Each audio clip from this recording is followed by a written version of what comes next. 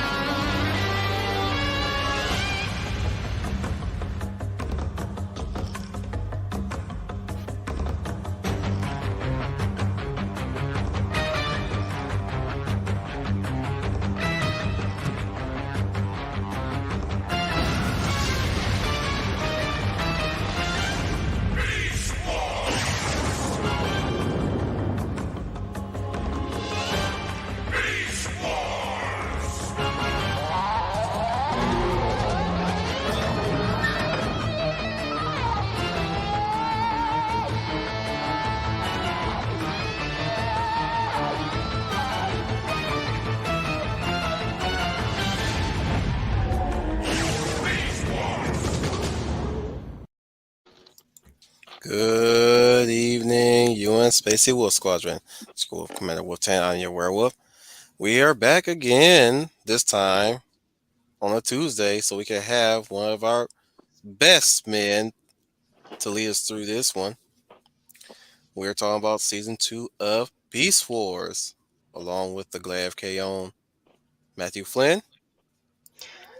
Welcome, Autobots and Decepticons. My name is Mathew Flynn, the Gladiator of K-On, and welcome to Beast Wars Season 2. Now we can actually talk about some of the stuff we weren't able to last stream. Yeah, I had to keep you guys under control. Y'all was getting too damn excited there. We had the Schooner Tuna. Coming at you live from a secret government facility buried deep underground, but has excellent Wi-Fi. This is Schooner Tuna, and I am really excited to be talking about Season 2 of Beast Wars. So let's not waste another second. The lovely Lady of Valor, who is going to be our outsider's perspective, and we're going to convince her to watch this series so that she can be one part of the guys. And that is the lovely Lady of Valor, Leia Plus Size. Good evening, everyone. This is Leia Plus Size, your lovely Lady of Valor. And as Wolf said, I am going to be, again, observing, since I am a normie to this show and I do have not a lot of knowledge, but I am sure this crew is going to give me some convincing. So let's just sit back and go for the ride. So, we left off with a massive cliffhanger since the last season. And of course, it didn't end there at the beginning of this first season. But before we get into that, we're going to do what we used to do like in the X-Men Evolution stream, where we go over the character designs. Mm-hmm. And we'll start with the symbols of, once again, the Maximals and Predacons, this is the Maximal symbol, which is, of course, animal. The Predacons is insectoid. But let's start with the leaders of both factions, shall we? We have Optimus Primal and Megatron. I'm going to, sorry to my patrons, I'm going to remove them so you can get the full bodies. And that's what they were in season. And that's what they were in season 1. That is exactly correct. We'll get to that soon, Caden. We'll get to that soon. Don't worry. We have essentially our Wheeljack and Ratchet, Rhinox. Yep. Rhinox, the rhinoceros. Oh, yeah, and as you've no doubt have known already, Optimus Prime turns into an ape, Megatron turns into a dinosaur. This is important because this theme sticks. Yep. Our Bumblebee, Cheetah. Mm-hmm. The cheetah. Our RC, Rat Trap. Rat Trap! I mean, do I really need to say what he turns into? Come on, it's in the name. The Defector and the best boy, Dinobot. Yep. Yes, 100%. I am on Wolf's side right there. Dinobot is best boy. We all, because he is like the most badass Transformer. And when we last seen Dinobot, he was always the one that's challenging people to a fight so he can ascend to leadership. But of course, he's since fit into his role as the military advisor. He's he's both the weapons specialist and the military advisor. Now we also got 2 extras that came in later into the first season, which we'll start with Tigertron. Just that green. I just love that sleek green and red. I'm gonna go ahead and just call him the Native American character of the group. He's the one with nature. Definitely a wise sage. He's definitely a sage character. We also have Air Razor. Now, fun fact about Air Razor, she almost died in the first season in her birth. Yep. We didn't really get a chance to talk much about her aside from the fact that she's a tomboy. But she was very she was basically they both her and Tigertron operate as scouts. Yeah. They're the ones who operate as scouts, and they are more attuned with nature.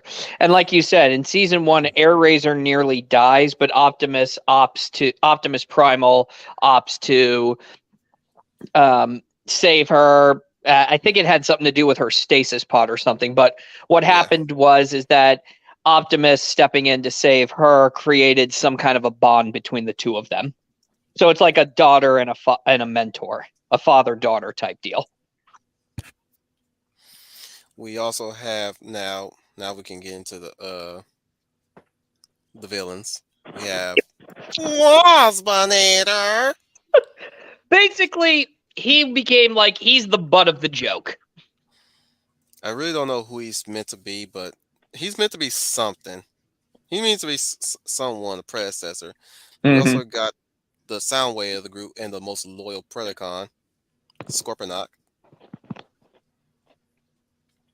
Just look at him. Scorponok always was the one that kind of creeped me out with the way that his hands were those pinchers.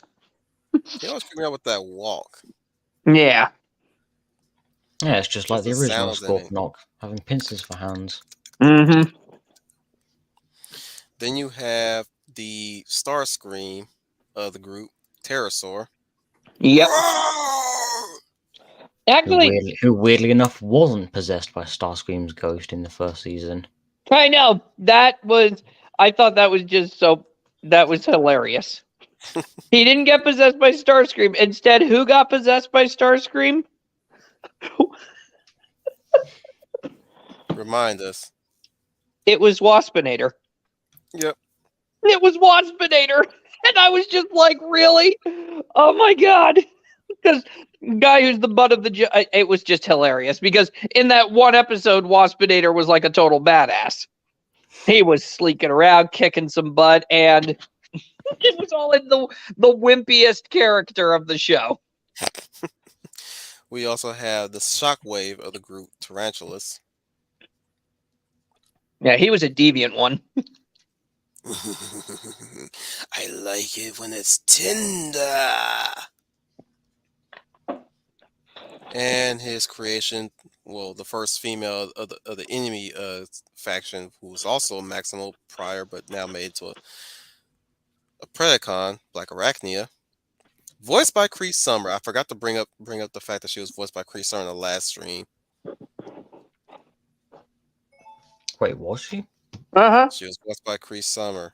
Yep, before she became number 5 on Codename Kids Next Door. Venus, something, whatever her name is. Nefertina from Mummies Alive. And pretty soon we'll be talking about these layer editions, which is Inferno. Yep. AKA best boy of the enemy faction. Oh yeah. And we also have, oh shit, I'm missing one. We have one of the Fusors, Quick Strike. Yep. Give me a sec. Damn it. That's how I screw the pooch on That this looks one. like the artwork from the toy. Right? Hold on. Let me do this right. Yeah, because if I remember correctly, the season 1 toys and animation models didn't quite match up, but then they did as time went on. Bear with me, guys. We. I also love the fact. Can I just say that Quick Strike is like the Texan of the Decepticon? Because the way Howdy, partner. howdy, partner. Quick Strike, terrorize, yeehaw! All right. Let me see. And I love it. It's like, oh my god, really? You had to give us the Texan. He's so the stereotypical Wait, Texan. the episode that introduced him coming of the Fusors even had like a western feel to it.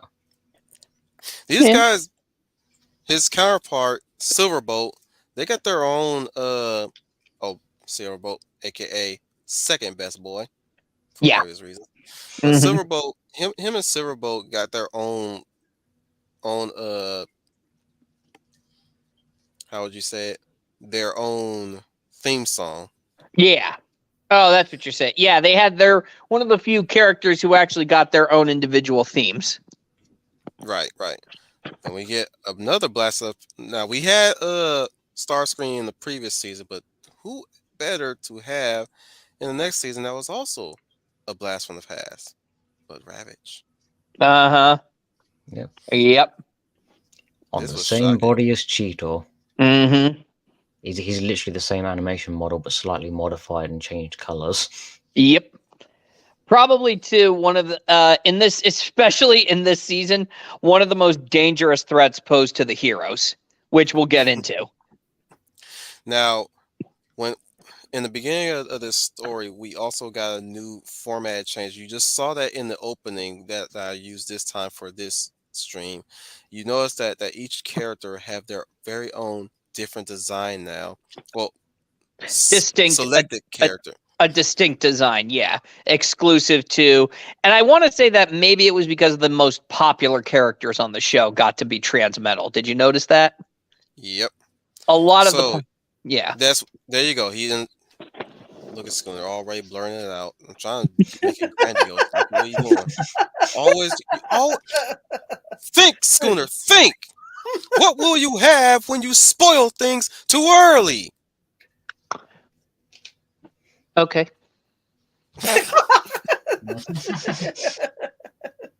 Anyway. I can just see that right now. This person is getting like torn a complete new one. What do you have to say for yourself? Sorry. That's it. Had enough yet? No. I'm ready when you are. You're doing this for nothing. Being a part of the Empire will make Earth better than it ever was. Thanks for the tip. Oh my god. I mean, if that was Squidward, if the fact that it was Squidward wasn't enough, the fact that he goes, "Thanks for the tip." Yeah, even after getting, it's like he's getting the crap kicked out of him, and it's like, okay. I was, when I saw that too, I thought like, I don't think saying no was what he had in mind. I think you're supposed to surrender and say, okay, I get the point, but he just keeps doing it and doing it. Now we have here we have Cheetor now as a transmetal. Mm-hmm. And look at that. I mean, come on. Don't he look sleek? Look at the green, mix him with the gold and the silver. Come on. Just lends itself right there. Here we have Red Trap as transmetal as well. I think his beast mode was probably my favorite one, actually, because he was on wheels and he was like a go-kart flying around. Damn it, Schooner. Always in the head. Always jumping ahead. Always jump. One more. Well, he's passionate. I know, but I will passionately put my foot up his ass. Okay, so far, how far is my passion? How high is my passion? He'll be having my toes for teeth. Oh. But the two boys don't also, not only do they get their own transmetal forms, but the leaders of the faction do. Megatron and Optimus. Oh yes, we did leave off at the end of the first season with with Optimus dying, but he does come back, and we will get into that pretty soon. But before we do that, let's also add in our fifth member, the Hound of the South, Dominic Powell. Good evening, everybody. Thank you for joining us in tonight's discussion of Season 2 of Beast Wars. Welcome, Dom. Hey, Good evening, Dom. Leah. Wait, Schooner. now take it away, everybody. Okay, Past so that season. part. So we're getting to season 2. Yep. All Get right. into it. This is what I love about season 2. It opens up not like a time jump or a few days. No, we start right where the last episode ended. I love that. We already got it ends with Optimus exploding, and it cuts right here to the Maximals watching and horrified, like, "Oh my God, Optimus is dead. What happened?"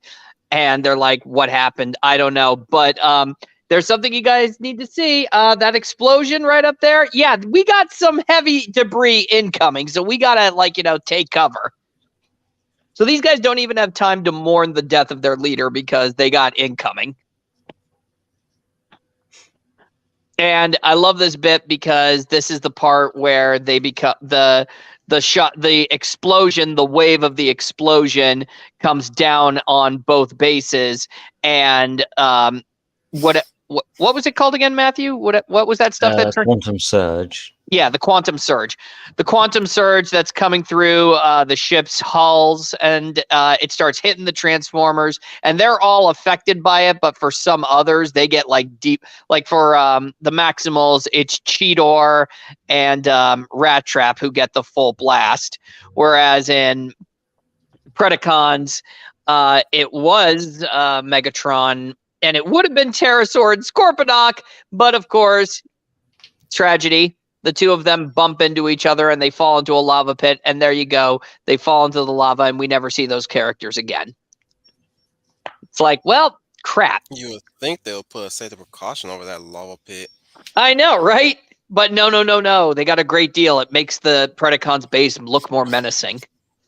I do find it weird that there is a lava pit at the bottom, because from the outside it doesn't look like there's any lava underneath it. It looks like it's just completely normal terrain. Yeah. I'm just going to assume that's just because they kind of it's... use it where they have executions when you think about it. Yeah. I'm assuming the whole weird inconsistency there is probably just a visual thing, Well, like limitation of the way the show was made. I'm assuming it's probably it was because you got to think of it like this. What does the Maximals base look like? It's open, bright colors, good, and like good guys. They were fulfilling the archetype. And what does the bad guys' evil base look like? It's dark with ominous to it. Makes the bad guys look more scary. I remember Waspinator almost died with Pterosaur and Scorponok. Yep, but what's funny is that he falls. Because of his popularity with fans, they Hasbro decided, they will keep him around. Well, that was the thing. So here's what happened. This is a lot of the toys. This is really the moment where you kind of see how the toy sales were starting to affect, some of the narration. So, like, for example, the two characters who were affected the most were Cheetor and Rat Trap, because their toys sold so well. And obviously Megatron's toys sold so well. So he, of course, is affected with the blast also. And anybody can jump in, by the way. I don't mean to be hogging all this. I do know that a Transmetal Rhinox figure was sold, but he just didn't undergo that form. Really? Yeah. That's why Rhinox was still in the show. He would, if that Transmetal toy wasn't released, then Rhinox would have been phased out of the show. But because the toy was sold, the character was able to remain in the show, but for some reason they didn't give him the upgrade. This actually happens a lot in Transformers, where an upgraded version of a character will be released as a toy, but then the accompanying show doesn't integrate that upgrade, but keeps the character around because of the new toy. Yeah. Sorry about the helicopter above. No. Actually, we do see the Transmetal Rhinox toy, just not in Beast Wars. Later on in Armada, that specific figure appears in that show. Let's get into real quick. Let's get into the added benefit to being a Transmetal. Yeah, kind of spoiled in the beginning. Sorry about that, but the Transmetal are more than just cool little color change. No, they actually have a purpose. It turns out now in the Transmetal bodies they can transform into 3 forms: Beast mode, vehicle mode, and machine mode. Mode. Yeah, some kind of fly or some form of like half vehicle beast mode thing. Yeah, it was the full, because if the beast mode was supposed to be the robots in disguise, the vehicle mode was the perfect blend between robot and the organic. Mm-hmm. Morning, Misty Eye. Does anyone have a particular favorite and least favorite of the Transmetal, like the designs of them? I'm actually gonna say that I actually thought that the coolest one out of all of them was Megatron. Yeah, I didn't like how Megatron's Cheetor had to Transmetal fire form. his. I didn't like the way how Cheetor had to fire his laser. Oh, by putting his hands together and firing from his beast mode. Yeah. But like his paws, it's like what is he doing, magic? Although when he's in beast mode, he can't shoots fire off a his laser out his arm. mouth, even though it's the exact same way. Or it's the exact same place. Yeah, like in his hands robot become claws. That also was kind of a bothersome for me, because I thought, okay, what if he could fire out of his fists, and then when he brings them together, he's get some more powerful blasts. But no, the only way they could fire is if his hands come together. I would. Somehow, if I was in charge of the creative process, I would have done what you suggested, Schooner. Yeah. He can fire small little blasts out of his wrist, but if he wants to fire like imagine pistol, shotgun with both of his arms. Mm-hmm. Pistol, shotgun. I also think, okay, so if Megatron was the coolest, I think Rat Trap was the most practical, because Rat Trap was definitely more of the speed. So he can get in and out of situations, because I just think it fits him perfectly. Yeah. I definitely like Megatron's Transmetal form. Uh-huh. I'm kind of 50-50 when it comes to Optimus's Transmetal form. I prefer his season 1 design. Yeah, exactly. I'm right there with you. I prefer his season 1 design. The only exception I will make was that I thought Optimus's vehicle mode was so cool. It was the monkey on it was the monkey on the skateboard. The jetboard. The jetboard. It was the hoverboard, and it always took me back to the Future Part 2, and I just loved it. That's what I thought too. That's why I didn't.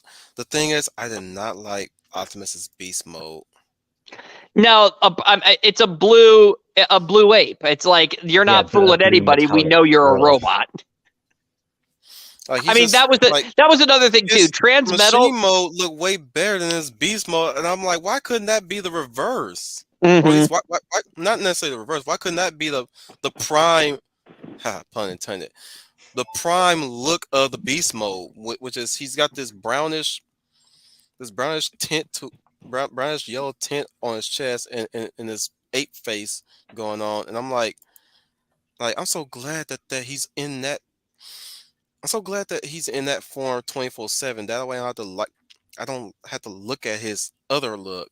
Yeah, which is good. He wasn't in his beast mode that often. He only really went into that to actually fly around, and because he only used it for transport. He never actually did it. I think he only went into beast mode, like pure beast mode, like once or twice. Thankfully, and he was only just like walking like a gorilla, which he didn't really need to, because his regular robot mode could walk normally anyway, so there's no point in doing that. And I will also say this too. I didn't like his weapons in Transmetal form, because I love it. I prefer his Her season look. Oh, he's got dual wielding swords. as opposed to holding some kind of. No. stick The swords. in most Actually, forms. I was okay. Yeah. He had swords Exactly. in his first form. His second form, he had clubs now. Yeah.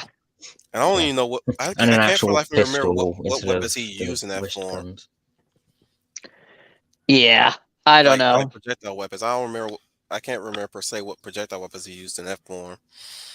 If he I even know in the had first, any. I know in his first form he had those pop-out wrist guns in both arms, and then his transmetal form he had an actual pistol that he would pull out from seemingly nowhere.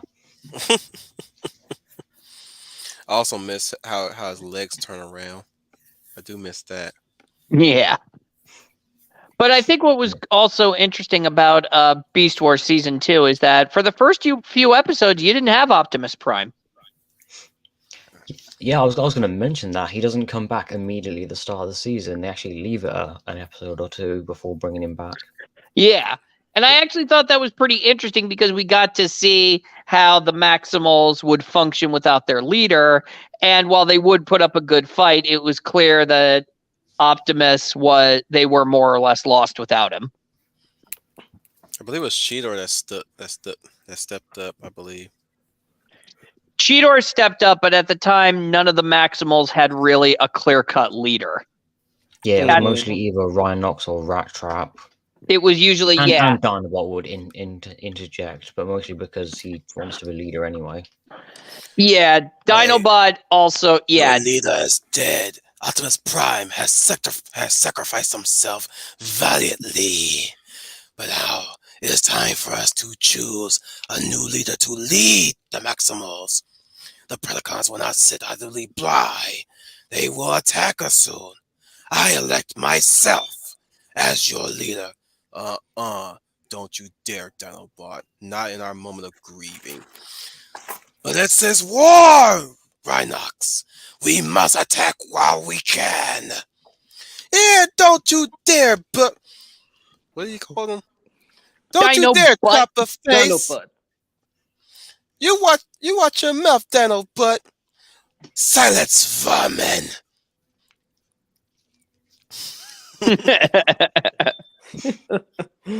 Oh. I do remember, yeah, and they didn't really kind of settle on who would be the leader at that point. They kind of more or less were just, am in yeah. a bad mood.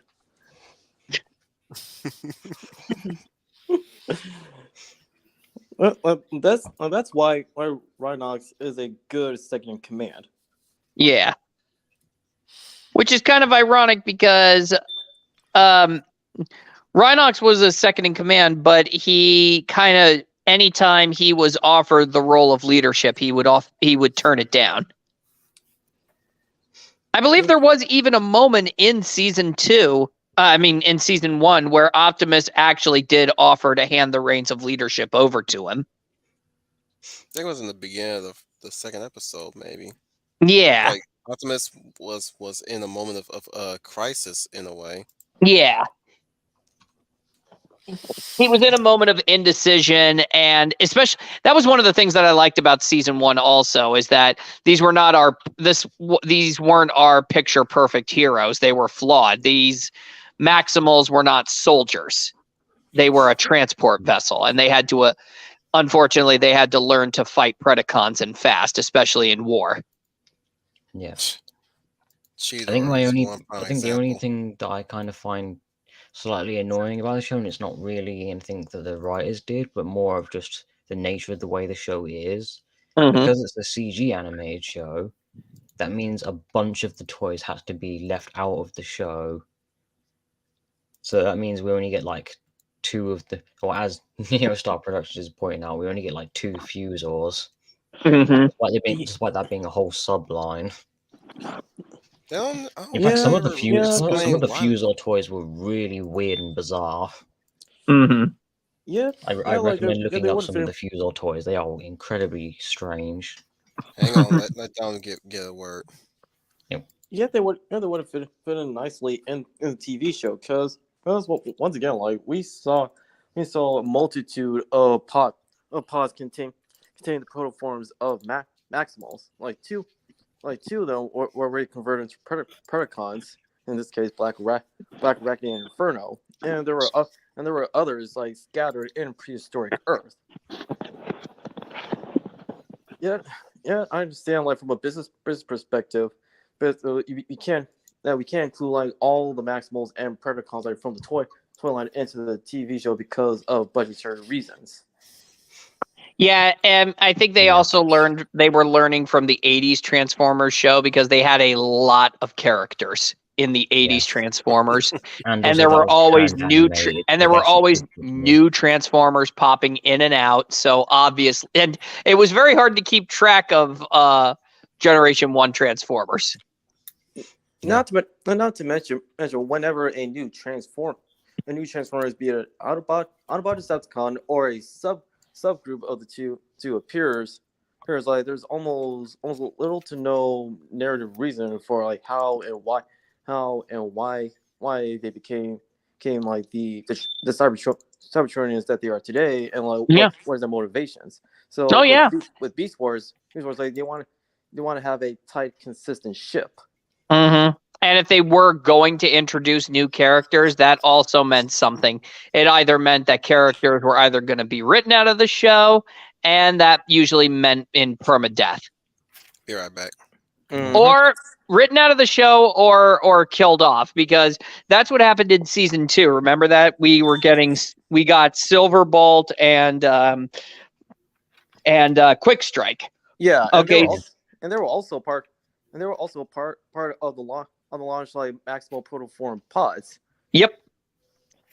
Because when they came into the show, see what happened was that because I believe at the end of season 1, when the aliens were converting the moon into that thing, all of the stasis pods fell to Earth. Yeah. So they were no longer orbiting the planet; they were on Earth, and that meant that it became. So that's what the next race. So that's basically what the setup plot was for the start of season 2. The Maximals and Predacons were now going to have to race to get their hands on any and all stasis pods that they could find. It's a real shame we didn't get to see Polar Claw. Yep. Or Wolfang. Mm-hmm. It is rather unfortunate. Yeah, it is rather unfortunate because in order to get both Quick Strike and Silverbolt, it meant we had to lose 2 beloved Maximals, Air Razor and Tigertron. Yeah, they were abducted by the Vok, and they were left out of commission for a good long while. Actually, I think they were abducted after the Fusels were introduced. Yep. Yep. Yeah. So they were written out this season, which really hurt me too, because the way they wrote them off was just like, oh my God, soul crushing. Yeah, because you see the relationship evolving from friendship to romance. Mm-hmm. And that was the sad part, is that right when it happened, that's when the two of them acknowledge their feelings for each other, and then suddenly they're captured by the aliens. And then Tigertron says such a mushy line. He goes, yes. "Wherever we go, my spark will find yours." At the same time, mine will find yours too. And mine will find yours too. It is cheesy, but damn it, why do I eat that up? because I don't know why. I just eat it up. You got invested with them. Like, I know. Yeah, you got invested with them. We didn't get a whole lot of Neil Star. Damn it, spoilers. But however, like what this may come off as a nitpick, but I would have at least liked to see a closure between Tigertron and his lady love. Yeah, Air Razor, exactly. No. Before Air Razor. Oh. Snowstalker. Yeah, Snowstalker. Yes, yeah, I'm still wondering what Tiger what. Yeah, like him and Snowstalker, like they didn't get a proper resolution. I think it kind of did. Well, that was another thing too that I thought was great about Beast Wars, was that it wasn't it wasn't willing to shy away from really difficult subject matter. Oh, like with especially with Tigertron, like you said, Snowstalker. I mean, it showed the cost of war. I mean, and that's the problem, is that the war that they were going to fight with the Predacons, they were going to have to acknowledge that sometimes innocence is going to be caught in the crossfire. And in this one, they're obviously using the environmental metaphor. But it's not, that's the thing that I liked about Beast Wars, is that it had an environmental message that was subtle. And I'm just like, wait a minute. 90s? Subtlety? Environmentalism? That's a zero-sum principle. But Beast Wars did it. It was subtle environmental message. It was also neither preachy nor leaning into any of the extremes. Yeah. And that was the thing that I loved about that. And Tigertron represented that when he lost Snowstalker, but not only, and when he saw a forest on fire. And it was interesting because I think if I remember correctly, after Tigertron lost Snowstalker, he quit being a Autobot, didn't he? I mean, a Maximal, didn't he? He didn't want to fight in the war anymore. He wanted to be any kind of a violence. neutral party.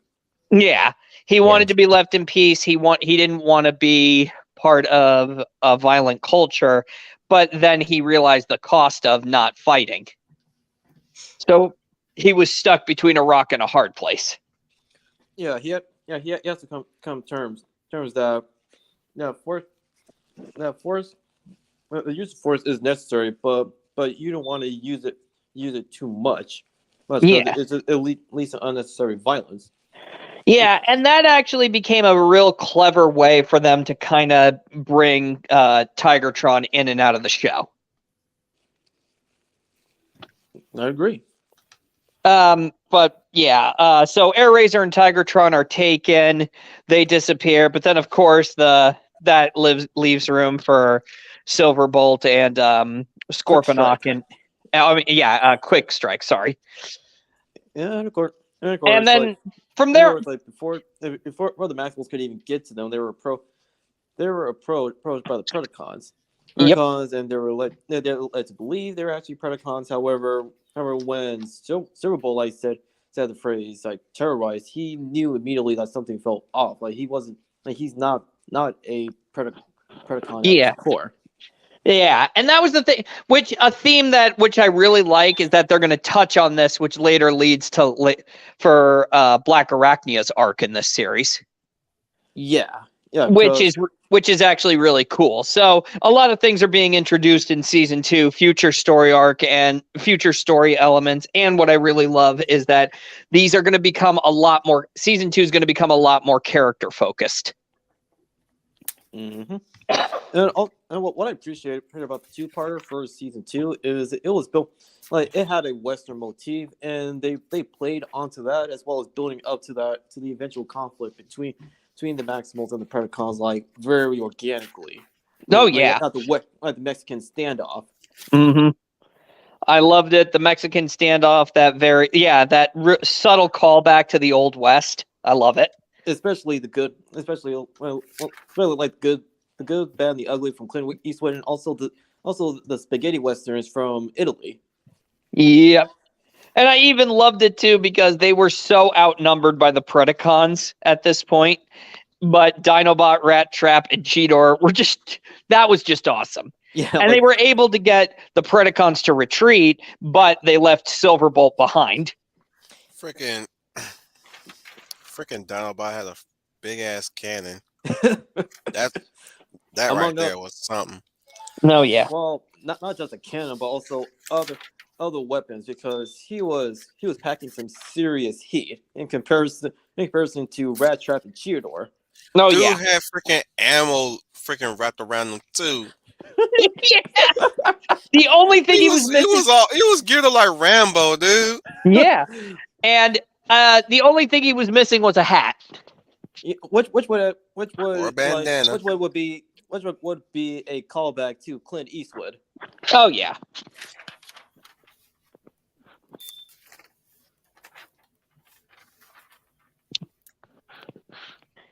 But I think what else was I gonna say? So in that fight, they leave Silverbolt behind, and Dinobot's originally going to execute him, but then the other Maximals are saying, "Nah, it's not what Optimus would have done."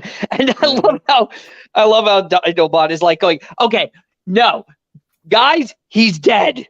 Okay, we can't just keep saying living in the spirit of Optimus because the spirit of Optimus is getting us pounded by the Decepticons."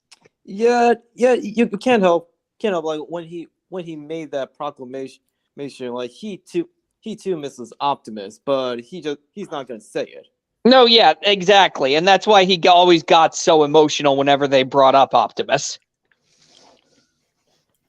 But I'm trying to remember, what was Rhinox doing at the time, because I knew it was significant to Optimus's resurrection. Okay, so Rhinox, he was actually connecting himself to the Matrix in order to retrieve Optimus's spark. Yeah. No, that's why he stayed behind in the base. Yeah. So he was trying to get Optimus Prime's spark, and it turns out that it worked, but he thought he failed, right? Yeah. Hang on, guys. There's another subplot at work too. Oh yeah. I know. I was gonna bring up, Black Arachnia and Tarantulas. Yep. Mm-hmm. That's good catch, Wolf. Yeah. So throughout the season 2, so at the beginning of season 2, Black Arachnia is sneaking away, right? And she says, but the problem is that when she tried to hack into Tarantulas at the end of season 1, she created a psychic link between the two of them, which meant that Tarantulas could take control of Black Arachnia. So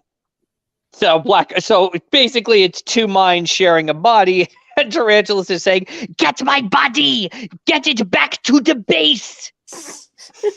And Black Arachnia is all... You had the body of a G.I. Joe! Exactly. Woman! Yes, Mr. Tarantulas! Exactly. And she's telling him, and that's the funny thing, she's arguing against him and says, "Fine, I'll go and I'll get your body." And they're in the force. Mr. T. I find it funny that when they're actually when they're actually having that like conversation, Megatron's just like, who is she talking to? I don't see it. I don't sense any radio frequencies. And that's the funny thing. She undoes the force field and grabs. Gone insane. Oh, yes. Exactly. But I love when she's taking Tarantulas' body. She goes, "That's not your body," and he says, "Take it now, witch." It doesn't matter. I don't think we saw Tarantulas, his body like go into the like transmetal. No, form. we saw that his body was folded up, so it didn't look like the Tarantulas from season 1. But when he is revived, that's when they show his transmetal form. And I got to tell you, it was pretty awesome. Like that Frankenstein callback, but instead it's Tarantulas going, "I live, I live again." I'm pretty sure that's in every villain's contract after they've died at least once. Mm-hmm. Or I live again.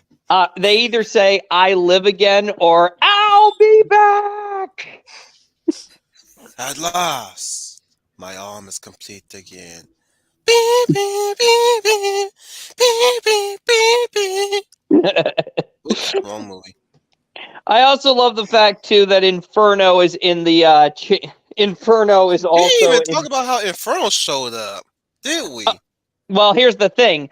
Inferno. Here's the thing. He's actually in the same area where Tarantulas' body is, because at the end of season 1, Inferno followed Tarantulas and Black Arachnia when they were trying to make their escape from the aliens.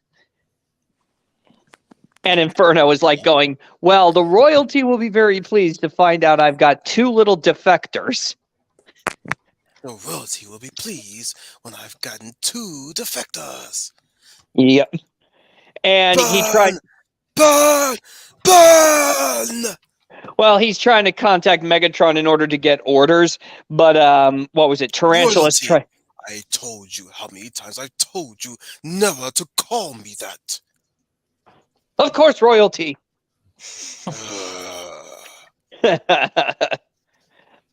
But yeah, and then Tarantulas tried to fight him, but then of course Inferno was able to defeat him instead, which explains why Tarantulas went into stasis mode. And Black Arachnia kicks the crap out of Inferno. Blows his head off too.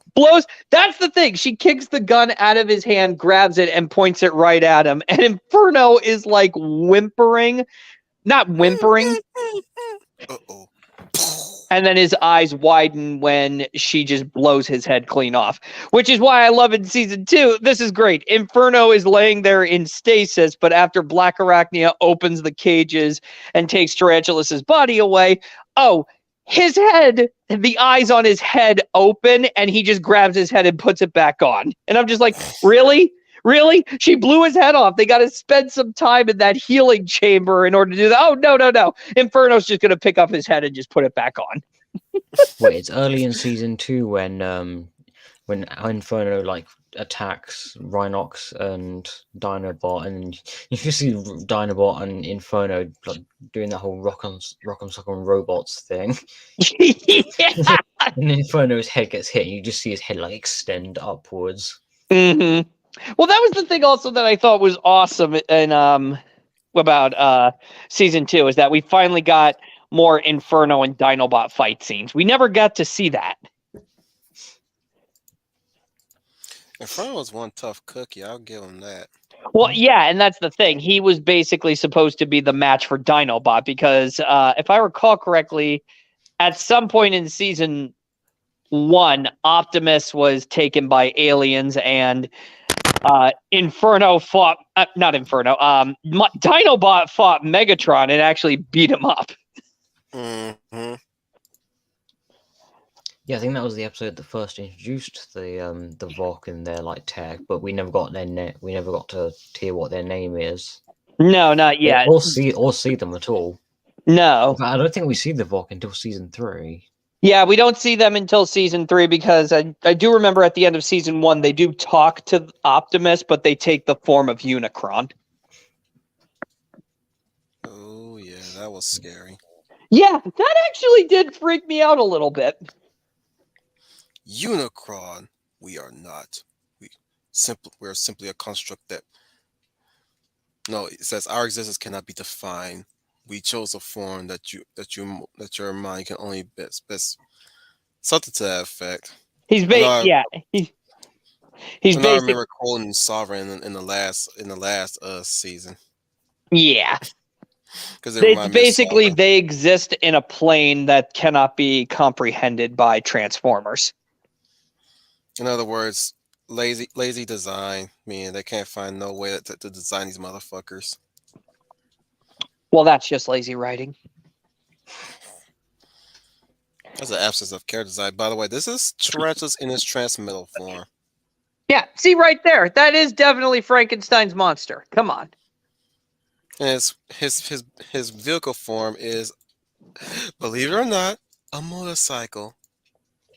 With legs. Yep. He's like a Power Rangers enemy that has a dirt bike for some reason. You guys remember that in Power Rangers? I do. They all had these bizarre vehicles. Why? Why would they have these impractical vehicles? I don't know.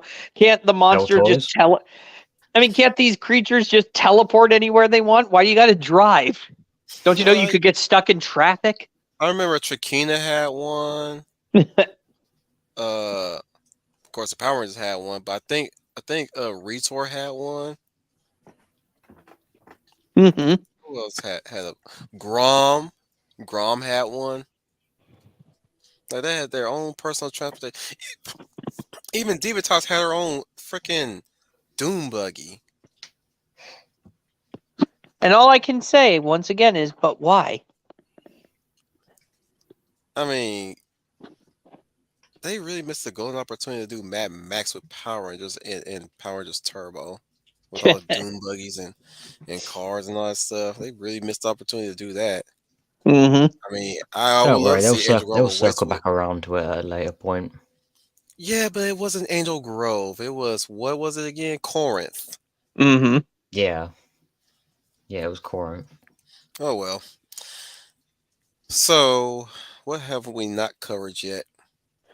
Well, basically, I was just part going to of get. Dinobot's story. We were going to get to the part where I forgot part down. Optimus Prime does come back, and then the series then kind of did a return to form. Big Bot! It was awesome how they brought back Optimus Prime, especially because all of the Maximals kind of basically got beaten and they thought they were going to lose. And then Optimus shows up and it shows why they needed him so much. And he single-handedly defeats all of the Predacons, once again showing Optimus Primal is badass. I don't understand use why that he's in Superman Transmetal music like they body did in though, the because first the season. Quantum Surge had already passed. So Yeah. I don't understand why he. Like with the other characters, I get it because they were directly hit by the wave, but Optimus Primal was already dead, and he was his Maybe spark was put because into he was a in new close body that wasn't proximity. affected. Maybe he was the reason why everybody upgraded. But it was kind of a return to status quo, and then we got what's really amazing, Code of the Warrior. Hero. Oh, I'm sorry, Code of the Hero. Oh, yes! Let's not forget about that. When Rampage showed up, it was styled like a horror movie. Thank you, Caden. Especially the story behind Protoform X. He just... Oh, my goodness. Like a Jason, Freddy Krueger, Michael Myers. Dude was just huge, man. Mm-hmm. And what was the protocol behind Protocol X? Protoform X. Protoform X. I know he was a result of the Maximals trying to replicate Starscream's mutant indestructible spark. Mm-hmm. Which is kind of a retroactive explanation for why Starscream was a ghost in the original cartoon. Yeah. Not only that, but also it gives context to like it's not a what the Maximals was transporting. It was more of a who. In this case, Protoform X, aka Rampage. Who dares interrupt my coronation? Coronation Starscream. This is bad comedy. Megatron, is that you? Here's a hint. That's also like they didn't sugarcoat. No, that Rampage was a serial killer.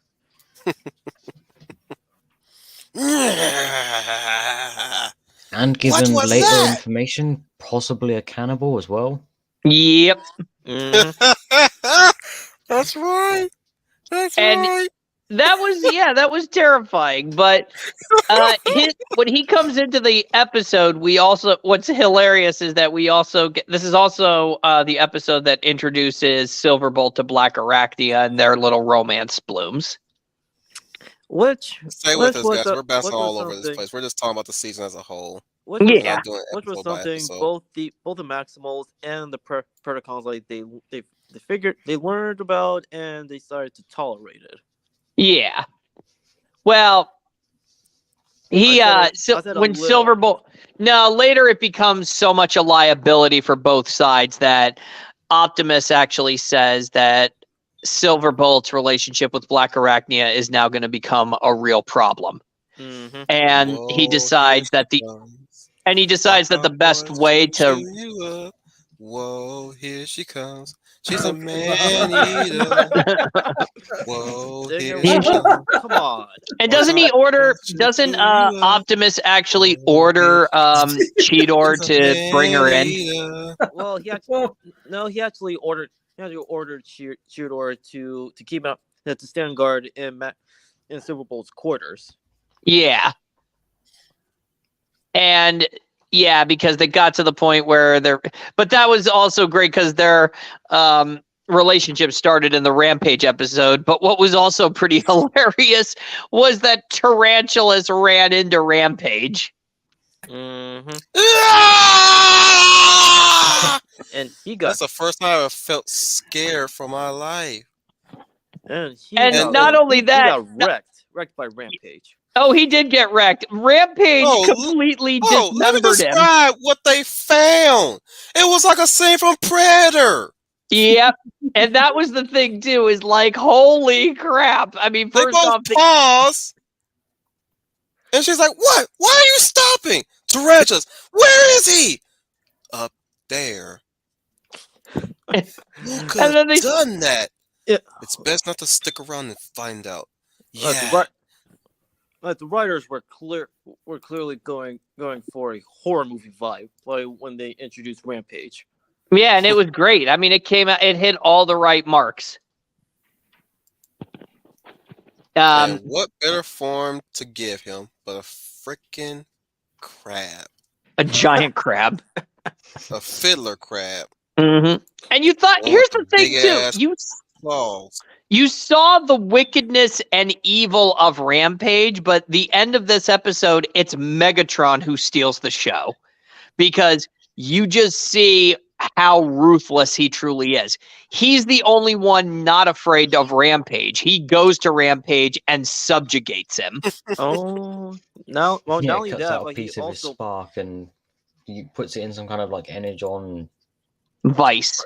yeah, clamp vice thing, and he starts torturing him with it every time he disobeys him. Exactly. He goes, he has him on a leash. yep. So whenever he tries to pull something onto So their best onto Megatron. solution was to have a Predacon solve their damn problem. Yep. Yet this Predacon was a danger to both Maximals and Predacons because he is that much of a psychotic killer. Mm-hmm. He A is serial killer, that mind you. bitch. Oh, yeah. Yeah. But can we also say this too, is that despite the fact that they made him look almost like a serial killer, not too many episodes afterwards, they show that he's got a soul in that when he finds that one stasis pod android transmutate. Transmutate. Is this still the same season? Yes, it is. Yeah, Transmutate is season 2. It was late in season 2. Oh, And- thank God. and I was about to freaking And do the Omni-Man No. scene again. Also, Are you also, kidding me, fun Wolf? fact- I still have 2 strikes.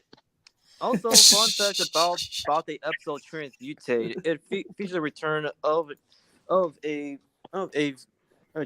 Transformers like VA and RC. Yep. And we also Yeah, learned Susan Blue.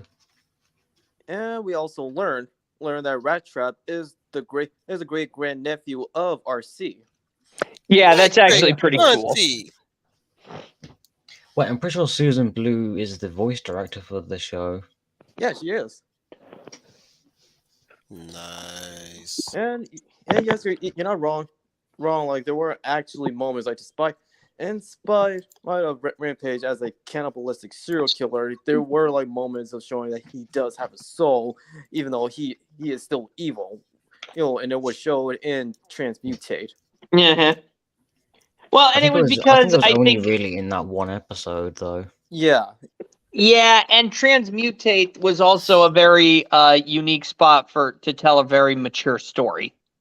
Because the story of Transmutate is that he's essentially, well, for lack of a better word, of an inferior design. And what do they do to inferior designs? Is like, do we destroy it?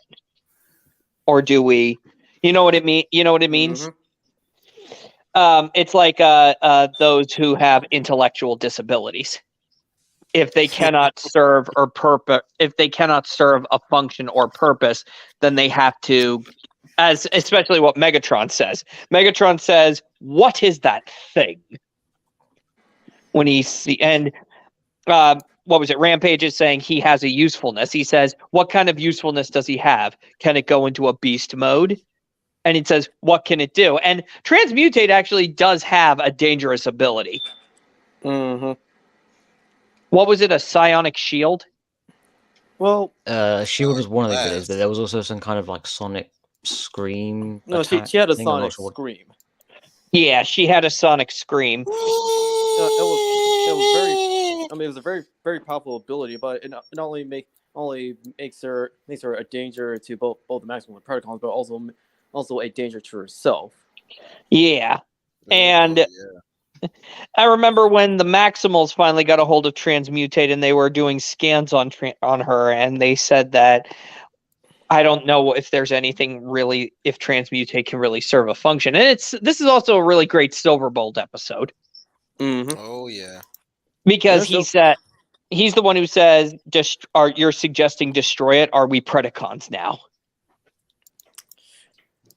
And that's really what Silverbolt serves as. He serves as really the soul of the Maximals. It's like a trans replacement. Yeah. Well, not just the soul, but the heart of the Maximals. Yeah. And I think Transmutate probably has the most tragic, one of the most. Yeah, this is another thing that was in this show. This show did not shy away from death. Transmutate has one of the saddest death scenes. Transmutate, want friends not hurt each other. And blows up. Oh, and Rampage grabs Transmutate's head. Yeah. And Transmutate's last words just broke my heart. Goes, I am hurt. Yeah, we watching it. I got misty-eyed. And it reminded me of actually it was the second time I got misty-eyed when I rewatched that episode. So because yeah, this was made in the 90s, but it was handled very maturely. I was sad. And Rampage started crying. And Rampage was crying, and that's when Optimus says to Silverbolt, go back to base, Silverbolt, we'll deal with Rampage. And Silverbolt just says, no, leave him be. He's lost so much. Yeah. I mean, it was... Transmutate was basically a Rampage and Silverbolt episode. Oh, yeah. Oh, yeah. It was unlike Michael, Rampage has a soul. Mm-hmm. Exactly. And, and as bad as that was, I think, though, the really number one most painful death was Dinobot. Oh, yeah. I mean, the opening to that one, I was like, oh, man, don't do it, dude, because we know, because he holds the code of the samurai code of honor in such high regard. He was seriously considering seppuku. Yep. And we even saw a noose in his quarters. Yep. Well, and that was a thing that was previous episode carrying over. Yep. In the previous episode, he'd returned back to the Predacons because he thought that was the better option. And then by the end of that episode, he then came back to the Maximals. Well, it's also because Dinobot had. Well, he went to the back to the Predacons after he realized I was at the planet there and what it is actually prehistoric Earth and not an alien planet. And Dinobot was one of the things that I also love about this episode is that it's arguing destiny versus free will. Mm-hmm. And what's unfortunate is that this really is showing the dark side of destiny. And why nobody should be so high strung or fatalistic. Let's say about destiny, because at the end of the day, we have free will, and it's our choices that makes up who we are, and we cannot be strung up by whatever fate has been given to us. And that was the thing about Dinobot, is that he kind of foresaw his own death here. And then he decided that he does have a choice, and he decides there is no time. Yep. Because in which is what I loved about that, is that he discovered that they're on prehistoric Earth and that Megatron is here to change history. Mm-hmm. But why? Why is he on Earth to he's change? Using the golden disc, and he there's that scene where he plays the disc, and when he's pointing at a mountain, and it shows the mountain in a little screen, and then he gets Rampage to blow up the mountain, and then the screen flickers for a moment, and then changes to basically updates to what the change was. Yep. And Dinobot realizes, oh, okay, we're not we're not in a fixed timeline. Things can be changed. And it also But also the iron plays on. and that's what I love about this thing is that he says, "Oh my gosh, we can change it." But now, and this is in a scene of the purest of ironies, is that the one thing that he was afraid of, he now has to do. He has to fight the Predacons all by himself, and he's going to die. Yeah, because the other Maximals won't get there in time. Yeah, Go He's ahead. the only and one. Give Don the floor real quick. yeah, sure.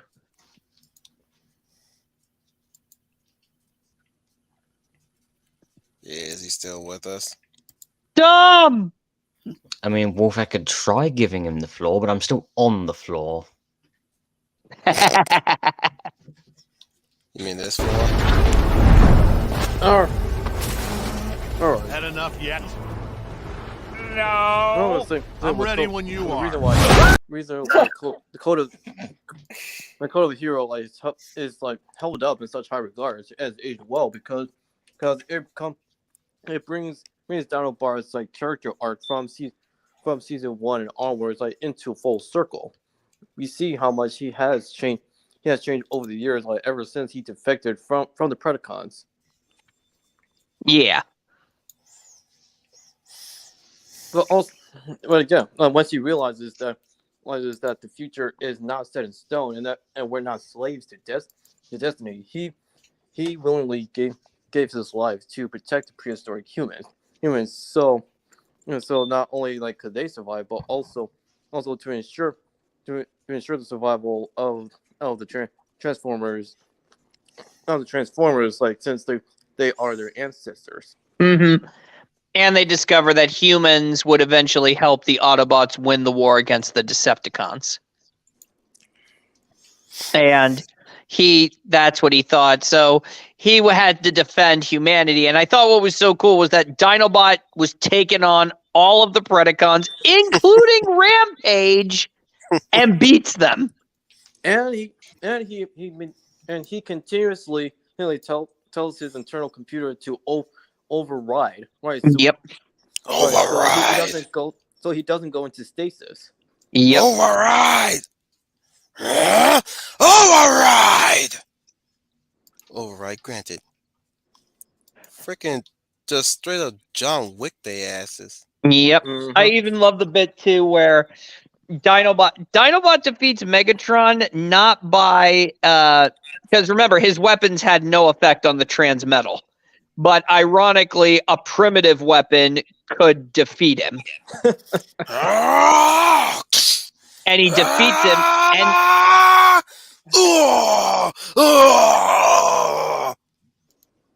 that was another thing too. He defeats Megatron with a primitive weapon, and the golden disc flies out, and Dinobot takes it and blows it up with his laser eyes before falling back. The last ounce of his energy. Mm-hmm.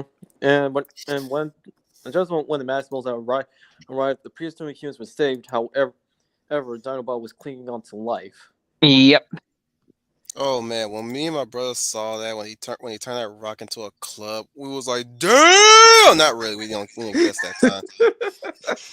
but man, that was a damn moment. Oh yeah. Instead, we said, dang! Dang! And we were talking about that shit the next freaking day at school. Did you see that episode on Beast Wars, man? And Motherfucker just went boom and boom. Like that's my boy down. Not really like that, but you know, like I said. oh no, don't worry, we get it. Now don't lie to yourself if you either cried or you got teary-eyed when the Maximals surrounded Dinobot. As he laid his final eyes. I was triumphant. Yep. I was triumphant at the end, the penultimate end. Oh yeah. Because in This the beginning episode is the only of instance when Dinobot has an actual theme. yeah, like we all know in the beginning of the other episode, one of the humans get attacked by a snake. But later on that episode, in the penultimate, let's just say that's an after credits scene. the snake comes in for another one, the one that picks up Dinobot's club, and boink, knock that fucker sideways. And Yeah, boy, comes full to hear circle. that beast freaking how a triumph was just like oh my goodness, that was epic proportions. Oh Mhm. yeah. This is before we even got primals. And little did we know that was just a precursor for what was coming for the rest of the episode. Oh yeah. Because no sooner did that happen did they discover first we got Ravage, right? Yeah, Ravage came. So the Maximals sent their what was it called again, Matthew? To the future of Cybertron, that signal? Oh, the quantum surge that exploded out from extended out from the exploding planet buster. Yeah.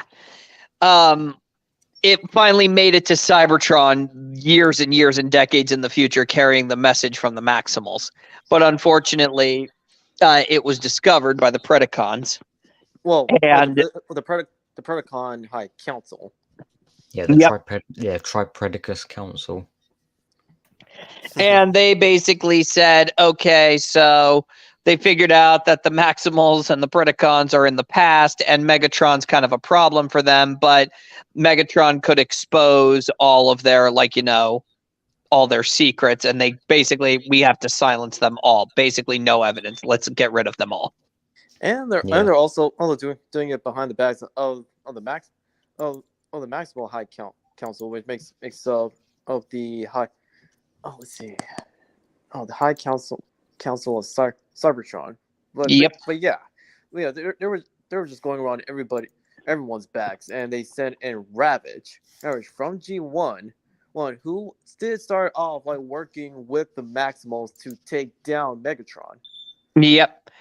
And this is why I put him up there as more dangerous than even that of any of the Predacons, is because he's deliberately making them believe he's on their side and he's there to help them. Yeah. I mean, he is like one of the OG Decepticons. Yep. Says it all. And he has a Russian accent for some reason. I have You no know idea what? why. You know what? Hey, he's from the future, and you know what? Robots can have Russian accents. I'm not questioning it. Well, Russian Maximized. or any other foreign language accents. Yep. Oh god, that was goosebumps when I first heard him. When I've heard the original transformation when he turns into that cassette tape. Oh yeah. Yeah, and he adds was it a bass guitar to the soundtrack. Mm-hmm. Like And this after was- he does they had. This was after he saw the original Megatron's message. It caused him to go turn. Which I love more than anything in the world. They capture Megatron, and the other Decepticons are scattered, and it's the Maximals have more or less won. Mm-hmm. The Decepticons are scattered. Megatron's their prisoner. So now that was the opportunity for them to finally. They thought that they were just going to leave, but Every single time they thought they can. This is it, boys. We can go home. Denied. Yep. Yep. Because that was the moment where Optimus tells Silverbolt that his relationship with Black Arachnia was going to jeopardize them, and Silverbolt. Yeah, so he confines Silverbolt to quarters, but Silverbolt escapes and goes to try to find Black Arachnia, who has her own little mission this season. Because She'll only come out night. They lean and hungry tight. Dang it, man. Nothing's new. I've seen her here before. Watching, waiting. Oh, she's sitting with you. But her eyes are on the door. So many have hate to see what you think you getting for free. The woman's wild, a she-cat tamed by the purr of a jaguar. Mine's a matter. If you're in for love, you ain't gonna get too far. Oh, here she comes. Watch out, boy. She'll come on. You Somebody out there, please do a freaking AMV of Black Arachnia with this song. I'm surprised that there hasn't been an AMV for Black Arachnia using Holland Oates' Man-Eater. But she has her own. speaking of- She's on her own mission this season, right? Yes, Oh, yes, stop and singing. plays. And actually, You're gonna be plays into our a resident sub- Final a Fantasy fan subplot, 12. It plays into a subplot in this like particular two-parter of season 2. Season 2, like between her and Silverbolt. Yeah, she Whoa, discovers. here she comes. She discovers Watch out, something. boy, she'll chew you up. Whoa, Yeah, we here she learn. comes. She's a man-eater. Whoa, focus. I couldn't help myself. Actually, when Silverbolt catches up to Black Arachnia, that probably has my favorite scene in that particular moment. You know, when when she's pointing her gun at him, and he's like, "You won't actually shoot me." And he's like, "Your maximal programming will prevent you from shooting." And she actually shoots him. He's like, "You shot me." Yeah, but in the leg.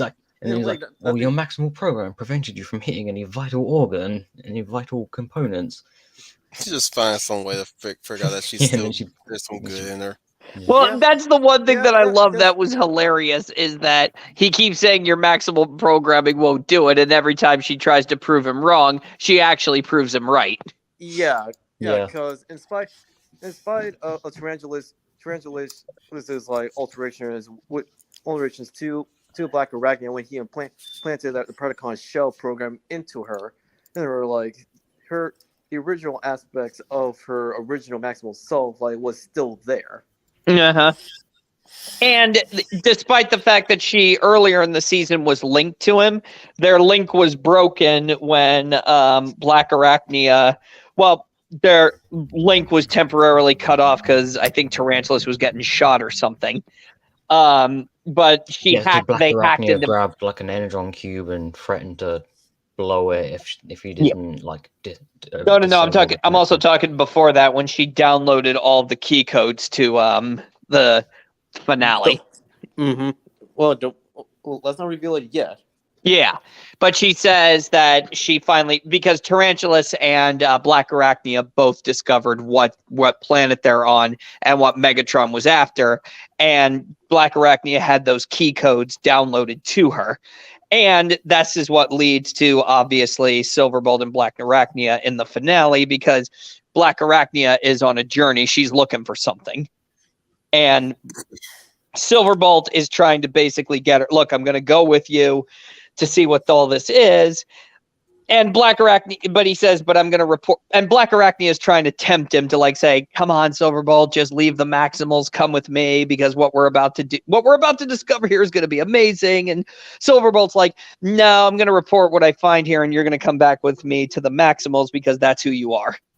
You're a Maximal through and through and through. And Black Arachnia is going, oh my God, Boy Scout, you're so useless. And she just walks, and he, of course, follows her. And they find, and then what you guys were saying is that Megatron shows Ravage, basically the little sequence of the destroyed golden disc from Dinobot that he found. Despite Dinobot's best efforts, I'm like, damn it! Why did the bad guys have to figure that out?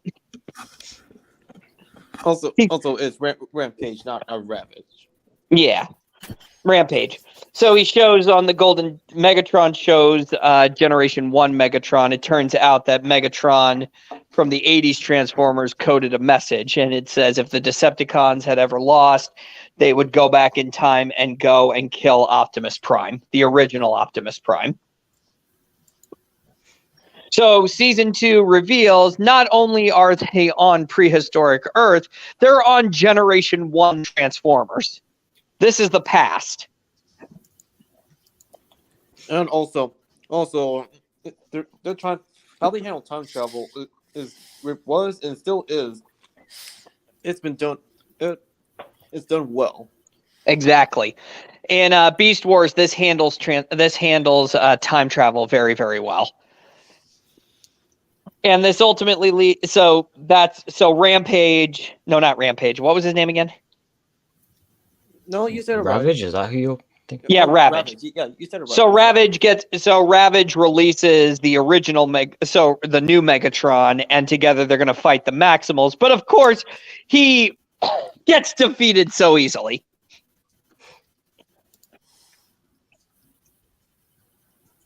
Anybody want to jump in there? Did anyone think that it was kind of cheesy how he got destroyed so easily? I still find it hilarious. Yeah, they destroy his ship, and Black Arachnia and Silverbolt discover the Ark of the original Transformers. Megatron, of course. Right, Neo. Silverbolt was voiced by Scott McNeil.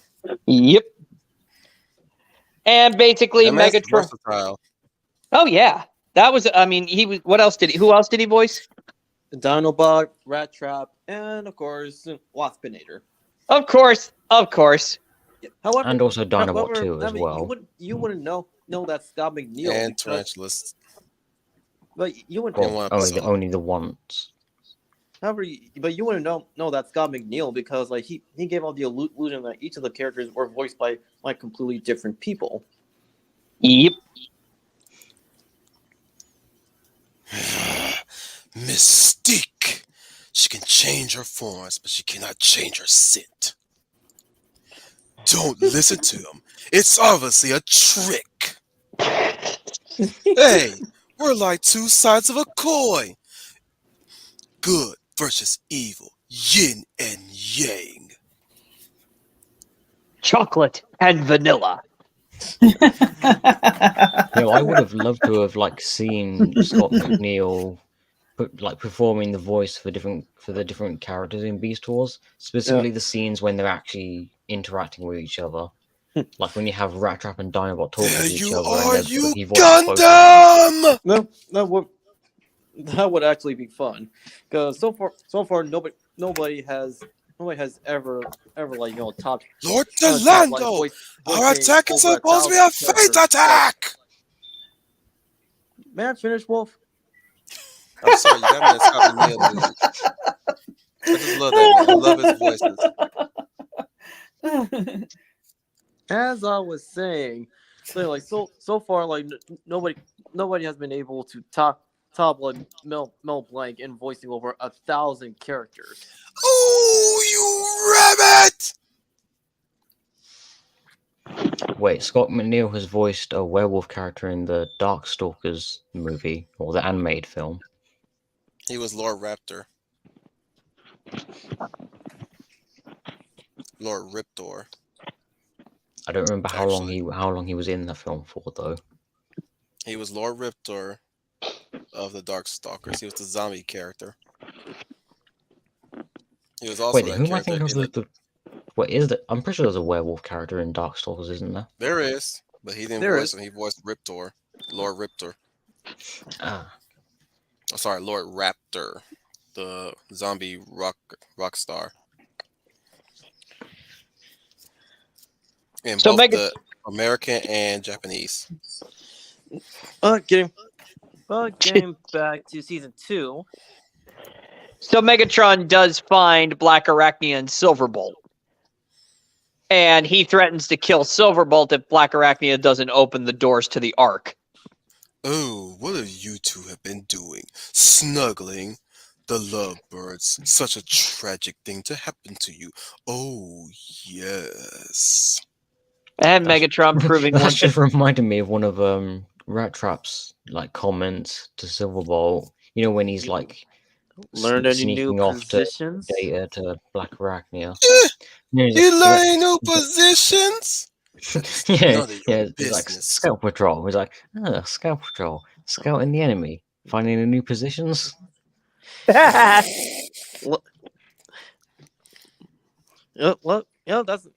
was humor back then. Back then, everybody, whether it's live action or animation for TV shows, even in animation, the artists were able to get away with a lot of stuff. Yeah, they pushed the envelope. No, fingerprints. I don't think so. Jeez Louise. Oh man, no, I want. Humana, No, I, humana, humana, humana, humana, humana, humana. I, slowly but surely, humor is getting back to where it was back then, where it doesn't have to worry about. Where it just don't give a fuck. Yeah, that's the same like thing with humor. Like humor, it's equal opportunity, and it goes after everything and everybody. You crawl, we can brawl. And yes, don't we all Neil Star? We do miss the days when innuendos were actually clever and not in your face or forced. Oh god, the people who hate them just really just can't like. The thing is, they're the one with a nasty mind, but they just hate innuendos. They want to pretend like they hate innuendos. I know, They and I'm want, just saying innuendos were just, I mean, come on, it was very crafty how they got it in there, and the innuendos were in there specifically for adults. That was Mhm. the whole point of the cartoons. It was like going, but this is a kid show. Kids are not supposed to be knowing what this stuff is. And kids don't know what this stuff is. and This they is never for will adults. And until the they get only old. way the kids would know what this is because an adult told them. However, if they were to rewatch this years later, either as teenagers or adults, then they would pick that up. Exactly. They wouldn't even know it as a teenager either. They'll just laugh, but they won't know what that shit means half the time. I'm not saying they're Exactly. stupid. How many times have kids just said, "Oh, I'm just repeating what my daddy told me"?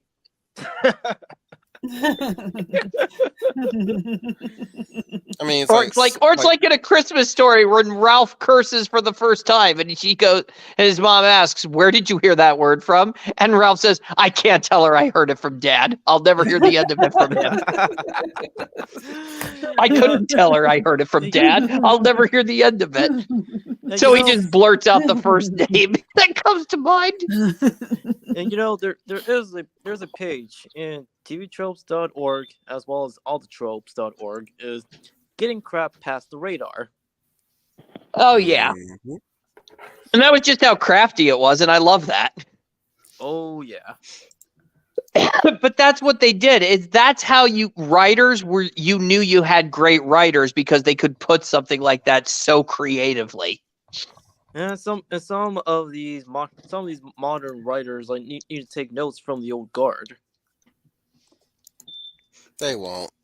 Of But that's course they okay won't. because if they did, they'll probably find a way to get to be clever. But then again, They then think they're being clever, but in reality they're not. right? Bunch of jackasses. But also thin-skinned. Wolfie, do So you thin. remember Megatron's speech when he's actually in the Ark and he's flying over to Optimus's unconscious body? Oh yeah, that's another important scene because Mhm. he makes Black Arachnia open the doors to the Ark, but also tells Black Arachnia to keep the Maximals busy with the Ark defenses. Which she does with much hesitation and how would you say dismay, Yeah, or rather regret. yeah. Yep. And there's of course, which would then at least the Dinobots are defending themselves against the Arctic security defenses. Yeah, but during that conflict, we did get a brief like breaking the fourth wall with Optimus. Like Diecast 1, it's a lost start.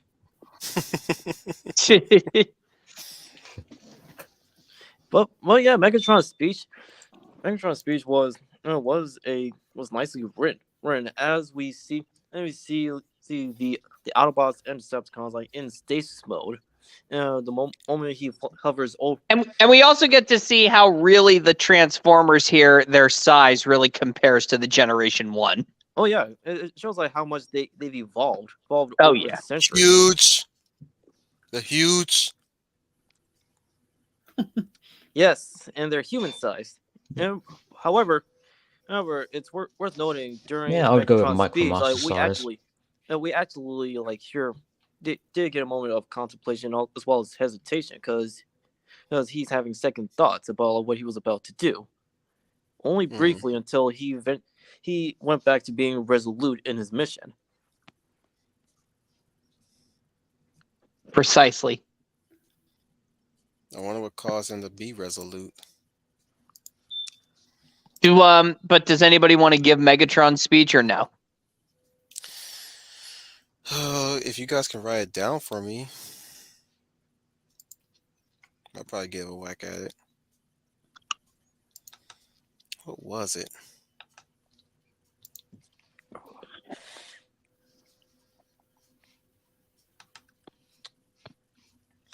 Yeah, it depends which part of the speech you want to start with.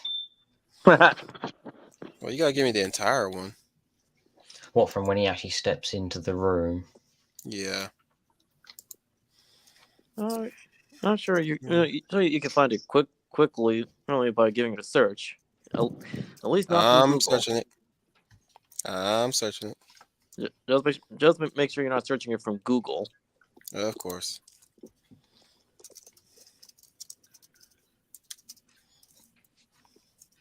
Let's see. So what episode was that? Agenda Part 2? Part 3. Part 3.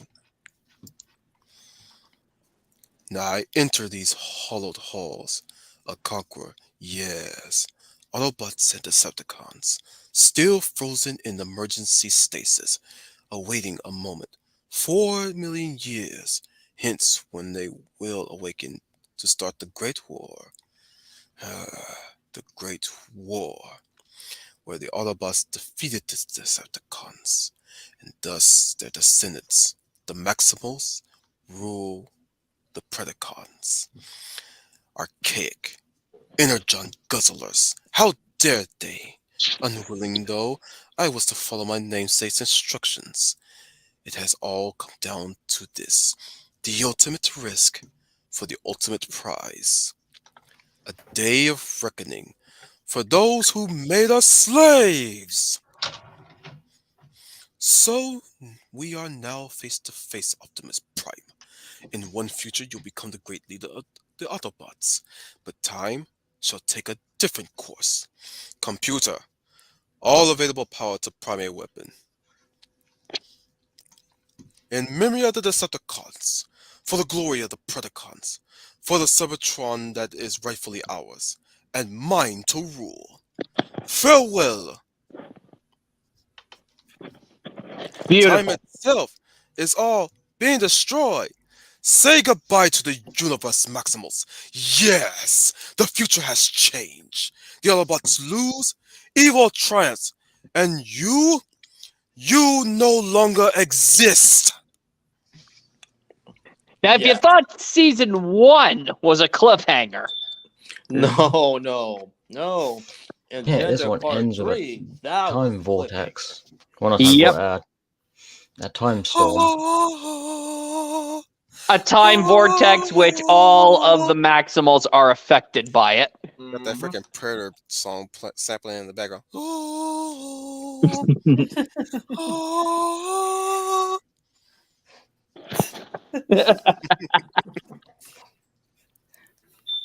It was beautiful. Now that's a finale. You think we can just end off on there? Well, I mean, can you really? I mean, can you? I mean, jeez, yeah. I mean, dun dun dun. Our heroes are now really in the shit. An alternate version of these events leads to the Beast Wars Uprising universe. Yep. Did you really catch me so unaware? I think we need a reminder. Yes. Yeah. However, the Maximals, they were able to save Optimus in season 3. Whoa. No spoilers of season 3 yet. We'll touch on season 3 later. Yep. Next Tuesday? Next Tuesday. Hells yeah. The third and final season of perhaps Beast Wars. I mean, if you thought season 2 was crazy, wait till we get to season 3. Oh, the fun gets better, folks.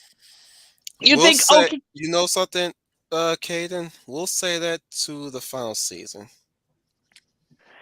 yeah, when we get to the final season, we'll give our rankings. Mm-hmm. And of course, like, in this retrospective, we're gonna talk about talk about Beast Wars' greatest strengths, and also like what could have been improved, like thanks to hindsight. Yeah. You know, that's something I think we did do that with the X-Men Evolution stream as well. I think did we? Yes, we did. Well, we said what it could have done to improve, but we touched on it just a little bit. Yeah, I'm saying like ranking. Did we rank the seasons? We ranked the seasons, and it was kind of ironic because we ranked the seasons. Seasons 1 and 2 were ranked like 8 to 9 out of 10. Season 3 got a 9 out of 10. I know that. And Right. season 4, we basically said it was so sporadic, and the finale just brought it all home. I mean, really, if you just watch the end of season 3, watch episode 1 of season 4 and the last episode of season 4, you can basically skip everything in between. Mm-hmm. Like I said, remember I started off. It was made up entirely of filler episodes. Yeah. Yeah, and which is not really a way to go for a final season like that. No. Yeah, But it did have some loose ends tied up though, wrapped It up. had some loose ends, but tragically, it also opened new ones. Yeah, I mean, Xavier's son. We never knew what happened with that one. Yeah, it didn't get a season 5. Especially when we saw these visions of the future. So much to come. So much to come. So many Yeah. empty promises. And we also They even showed. I remember They even showed Nimrod. Yep. that, and we also saw like the Brotherhood as young adults, but they're working with Shield as Mutant Force. Not a Mutant Freedom Force as they were in the comics. Oh Yep. yeah. Such a time to be a 90s person. Oh yeah, or early 2000s. Oh my goodness. You well- guys really most people who are living far past the 90s will never ever get to experience the idea of something that comes and just in like a bill of leaves. Like a lot of shows were like that. A lot, even the great shows ended like that sometimes. Some did have their conclusions. Some didn't though. Nope. And and that was the thing with SWAT Cats. SWAT Cats, Yep. Pirates of Dark Water. Oh yeah. Peter Pan and the Oh my Pirates. goodness. Peter Pan and Max. Pirates too. Also, wait, actually, Mighty Max. Yeah. would you say Max Steel still got an ending? Which one? Well, the original Max Steel. I wouldn't know because I didn't see all the episodes. I know Action Man kind of did. Oh yeah, that's right. Yeah, that's really weird. I was And just about to bring that show up as well. And I was thankful that Beast Wars at least got that. Mhm. Yep. Wait, are we going to talk about Which will- Beast Machines, or are we going to stop at Beast Wars Season 3? Well, We'll It's save not- Beast Machines for next year. it's not a bad idea because at We'll least save now Beast the people. Machines for next year. Galador also didn't get a finish. Oh yeah, get a finale either. Galador. And I didn't even like that show that much. I really did not like that show that much, but I Yeah, would it say had it an was not interesting fair for idea. that show to not have a finale itself. Galador left a lot of things open. Farscape kind of skirt that line. But Farscape skirted the Farscape- line, but they got a finale. They got a movie or a mini series. So they were finally able to tie everything up. Dude, you got, like I said, everybody is. Roswell Conspiracies Oh And yeah. Scott McNeil was involved in that one. It got an ending. Yeah. Oh, what about hang on. Crap. Oh crap, I forgot. Never mind. Or What you were you thinking about to bring about up? Oh, I was gonna say. Oh, that was it. That was it. Hercules, which one? The the TV legendary. show. Yeah, the Oh, TV show. I the thought they Legend did Yeah. a conclusion. They had a Wait, do you mean conclusion. Hercules the Legendary Journey? Is that the one Yeah, you're talking about? yeah. Hercules, the legendary journey. That got a finale. Yeah, I was about to say like I Mhm. thought Oh they had a no. conclusion. Yeah. Yeah. No, that had a finale. I didn't Xena also have a finale? Yep. Yeah, Xena had a Yes. finale. Xena had a good finale. I often said that Oh that wait, It was was a most of actually, the live shows fitting that get their finales. I'm a talking about fitting cartoons. conclusion. Oh. As far as cartoons concerned, it was hard for a cartoon to get its finale. Sometimes they'll be so confident in getting another season that they'll end off on a cliffhanger and then it's just boom dead in the mhm. water. Yep. Yeah. And Oh yeah. Gargoyles kind actually, of did get their finale, but Greg Wiseman has. I don't know if he's been on record to say this, but I don't think he believed that Goliath Chronicles was their conclusion, nor was no, it No, and no, it their sequel wasn't. series. it It was really able to continue wasn't. on like through comic books. Yeah. And actually, Gargoyles did not. I remember Gargoyles did not get a finale. yeah, Spider-Man Unlimited, it didn't get any closure. Nah. It barely even start. It barely got started. Yeah, yeah, It uh, for barely got started. but for Gargoyles, well, yes, it continued on like through comic books, which yeah, Wiseman was involved because his first love is comic books. However, it too, even then, like it didn't get a proper finale.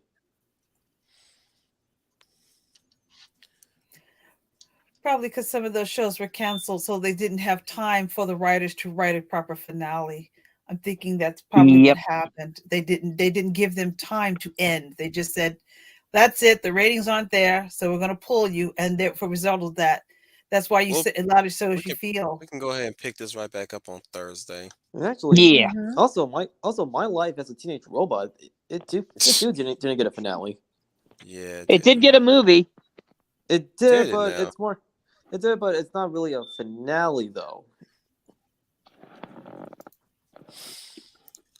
Anyways, tune in for this December 6th, where we are covering Tokyo Godfathers for our anime spotlight.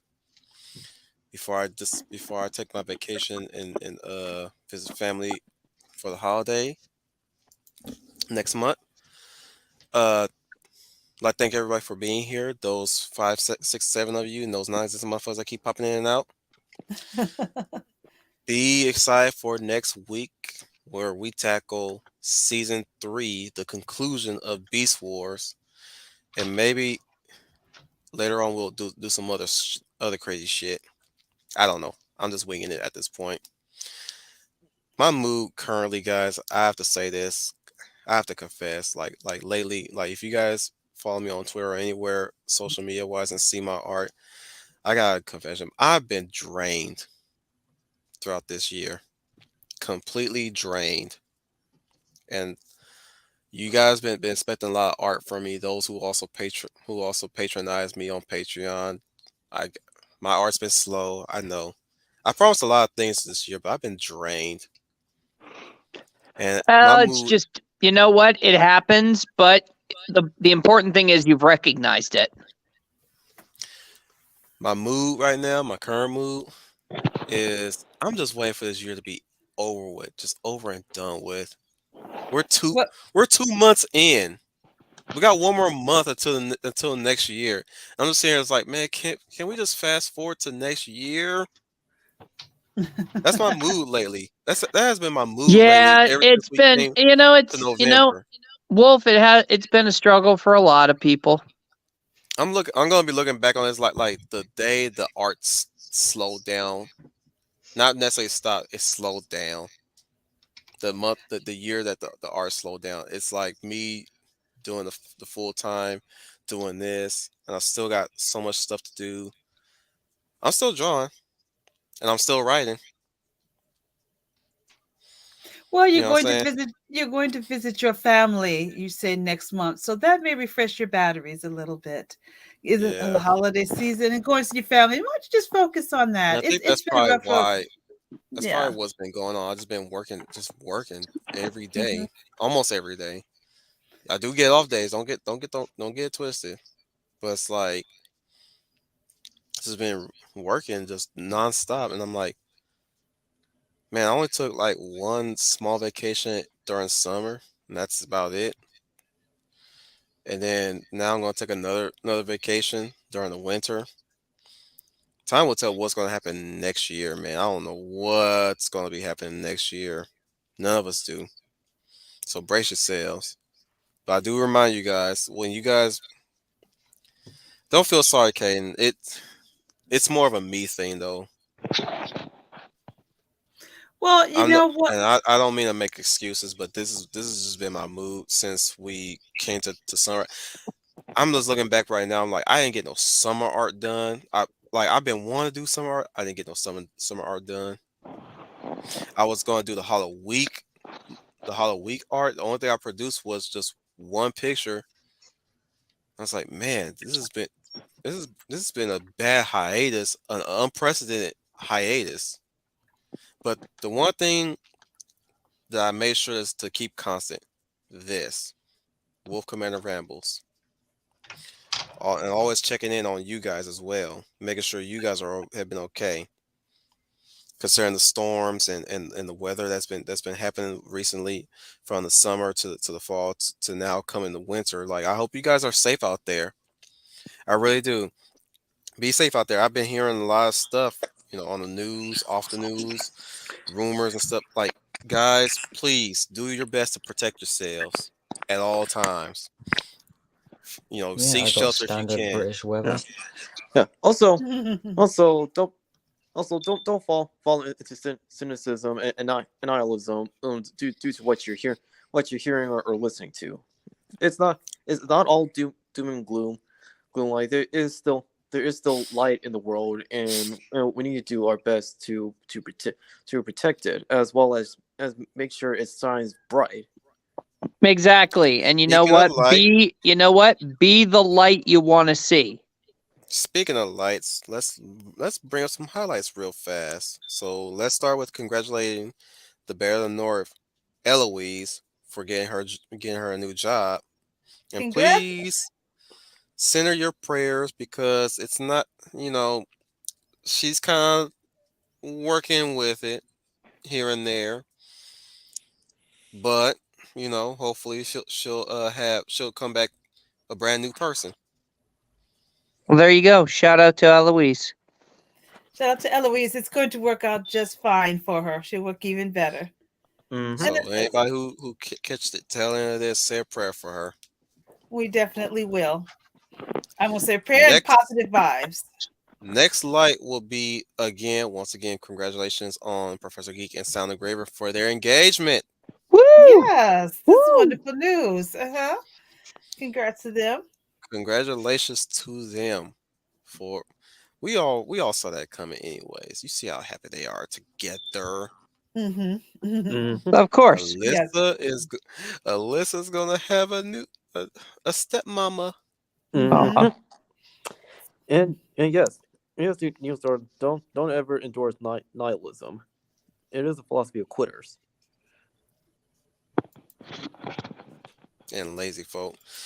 So yeah, man, just all around, like everybody's been still trying to do their best around Troy, Nanette, uh, Matchstick, Miss Matchstick. Who else in our flock? Well, Ishi, yeah, mm-hmm. Oh, yep. Each your own cat. And Janelle, Ralt. Ralts, Redneck. We all been busy.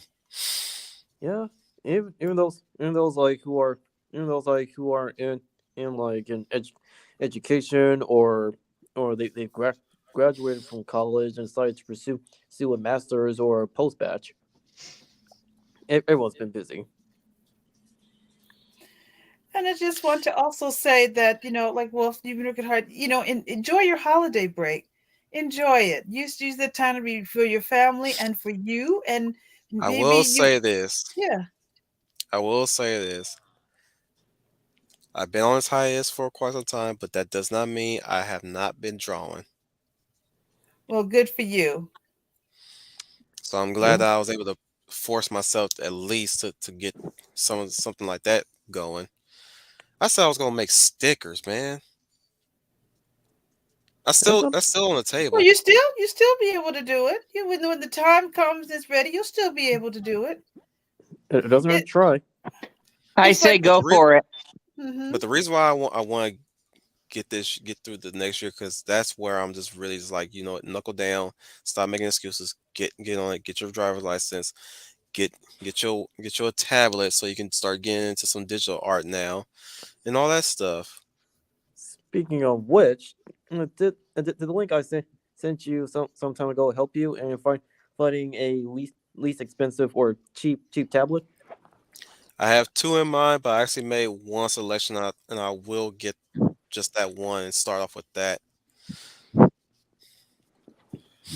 So wish me luck on practicing that, or at least starting back practicing digital art. All right, good luck.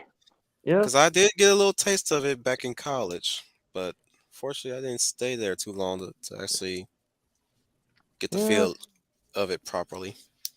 I know what you mean. I got to.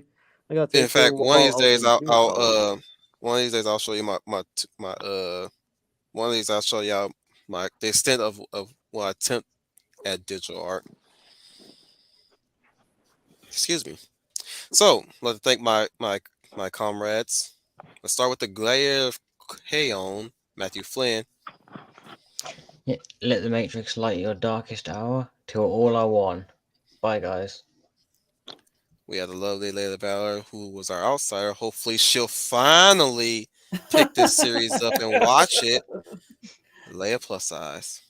Hello, everyone. This is Leia Plus Size, your lovely lady of valor, and thank you for joining us for this colorful, enthusiastic conversation about Beast Wars.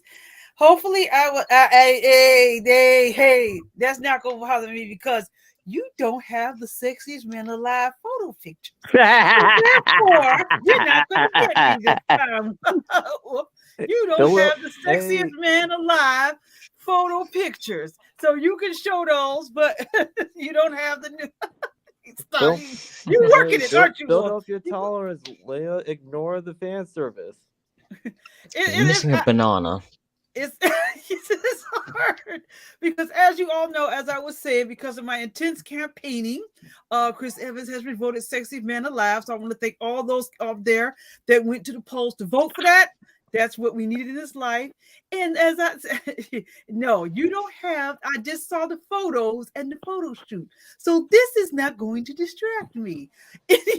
You're trying hard, ain't you? Anyway. You're only encouraging me. Only encouraging me. Everybody, thank you and have a good evening. Take my hand. Come with me to Loveland. Let me show you how sweet could be. Oh, I got him singing. Share your love with me. I want you to float on, float on, float on. Better float on, baby. Float. There we go. Oh, what? Only two? No, I got more, Matthew. You give Leia a whole bunch and then you just... Oh, no, he's humming. He's over here humming.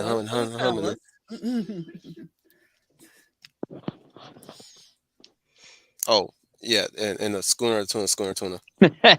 Coming at you live from a secret government facility buried deep underground, but with excellent Wi-Fi. This is Schooner Tuna. Thank you so much for tuning in to our little retrospective of Season 2 of Beast Wars. Don't forget to like, share, and subscribe. And if you'd like us to take a look at any shows, drop a little like down in the comment section. But until then, this is Schooner Tuna signing off. Bloop, bloop, bloop, bloop, bloop. Bloop, bloop, bloop, motherfuckers. Oh, hey, you actually did it without being distracted. Are you just used to it at this point? No, I was poking myself with a needle. And wow. Neil starts getting in it. With a bit of smarts and a lot of heart, you too can become a brilliant star when things get dark. Keep on shining, folks. You need to get your ass up on this panel. I can't be the only brother here.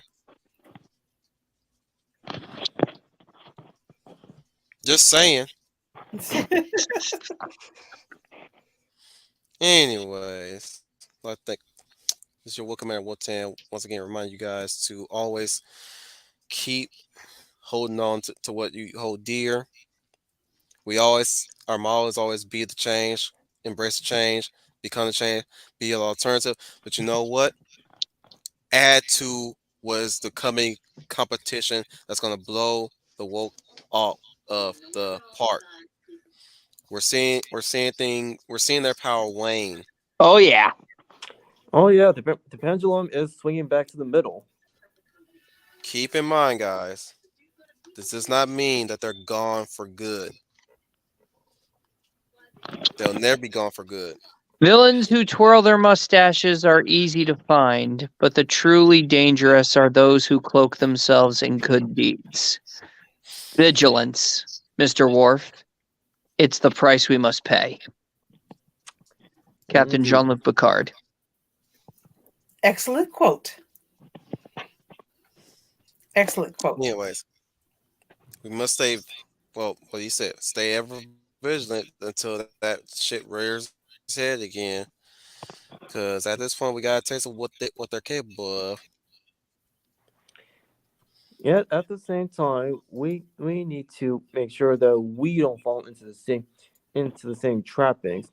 As they have, nor do we want to see our culture to fall into the other extreme end of the aisle.